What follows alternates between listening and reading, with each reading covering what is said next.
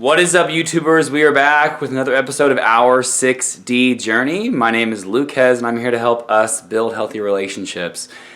It is Christmas Eve, and I'm sure many of us, myself included, have plans with family, friends, coworkers, who knows, all your circle, right?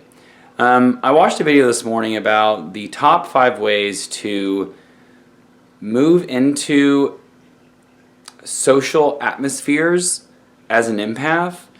And a lot of these were affirmations. A, having a positive mindset. B, knowing that when emotional triggers come up, which they always do, we always get emotionally triggered by something, knowing that that energy is there to teach us a lesson, and it's there to help us engage with ourselves. And something that really resonated with me was how I've been watching a lot about polarity and how the human mind is designed to look at polar opposites. Something can be good, something can be bad. And it's our labeling of it that then defines how our energy then shifts and evolves into the next state of who we become, right? I've talked a lot in this channel about how we are shifting dimensions all the time. Even just since this video started, I've shifted in a new dimension. I am a new person since this video has started. And I'm getting this energy right now that's coming in saying, well, what about that belief system that people don't change, they just adjust on the outside, but deep on the inside, they're still the same people? And I think the answer to that is that I do believe that all people are inherently good, and that throughout our lives we engage and participate in circumstances and with people and events and places and things that either A, lift us up, or B, give us stress. And post-traumatic stress has been a huge thing this whole year for me, realizing what it is that triggers my post-traumatic stress. And with social engagement, social situations, social parties, I think a lot of times we walk in having this preconceived notion of what it is that's going to happen based on previous circumstances.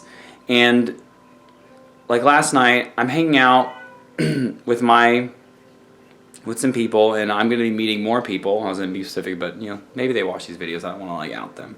Hang out with someone. I'm about to meet someone new inside the group, inside their group, and they start casting all this negative energy on this person, saying, well, she does this, and she's like this, and she feels this, and she does that. And maybe she still does. Maybe she does not do that anymore. Maybe she only does that with them, and she will not do it with me.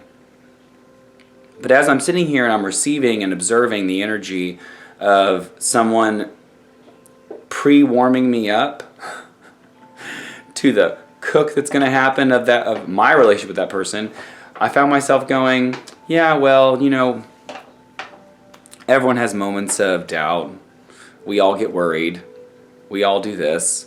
And the transmutation of that energy is what's most important. And I think that when we go into large atmospheres of lots of people that we either do know or we do not know, it's best to go in with an open heart and an open mind, because the communication we create that day could totally shift the relationships, right? Maybe it was how we responded to their energy that either A, fed them to keep doing it, or B, lit them up to be even crazier than they were before. The holidays can be a very difficult time for a lot of us because we've had so many interactions with these people, and it's almost like by willingly saying out loud, oh, well, this person's like this, that we then walk into that self-fulfilling prophecy, and then we receive that energy because we were looking for it. So, great example, earlier in the week, on Tuesday, I saw a license plate that was 6446. 6 and 4, 4 and 6, they're both 10. Not even 5 minutes later, I see a license plate 3773. 3 and 7, 7 and 3, 10 and 10. And I was like, wow, that's really cool. Like, I would like to see 8228. So I'm looking. It doesn't show up, but I end up seeing 9119, all on the same day. So the 6s, the 7s, and the 9s all show up. And I was like, oh, well, that 8 is out there somewhere. And then yesterday, as I'm going shopping with my fiance to grab a few things, we're pulling out of the Best Buy parking lot, and we get behind a car, 8228. Now, the statistical probability of that happening, I don't know what it is. I'm sure it's high or low, but I was looking for it. I was actively seeking 8228 or 2882, but 8228, and it showed up. It showed up because I'm actively seeking, and our energy and our attention and our focus are so greatly determined by our mindset, what it is that we are perceiving by choice through our own experiences, through our own lens of life, and it's what we choose to look for that usually continues to show up. So if you're looking for your mom to talk down on you, if you're looking for your best friend to pick out your life, if you're looking for your teacher to always tell you that you're not a good enough student and you're being lazy, if you're always looking for that energy, it will continue to show up. And even if this person leaves and say this person disappears, say the teacher or the mom or the friend, and you X that relationship out of your life, but there's no resolution behind why you did that and there's no healing, then what happens is someone else shows up that gives you that same energy again. And I think I know my message for today is change your perspective by how you believe things are going to happen. And then once you get there, things might still happen. They might still show up. Say your mom still does come down and talk down to you. You know, the over nitpicking mom or the overly critical and assertive dad. Like, these are typical relationships that everyone knows about. We all know.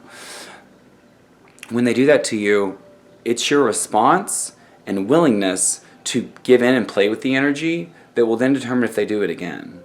Because at some point, we have an opportunity to speak up for ourselves and to go, this energy that's welcome here, that you're welcoming in the room right now, I do not welcome it into me. I appreciate your blank but blank, your worry, your concern, your direction. However, I'm my own person, and I'm going to continue making my own choices. And it's how we say those things that move their energy, right? It's like you can say the same thing 10 different ways and get 10 different reactions to people because it's your tone. Your tone, your energy, your body language, your eyes, they speak volumes. And that's my message today. What are you prophesying over yourself? How are you preparing for the event? How are you living, witnessing, and observing the event in the moment?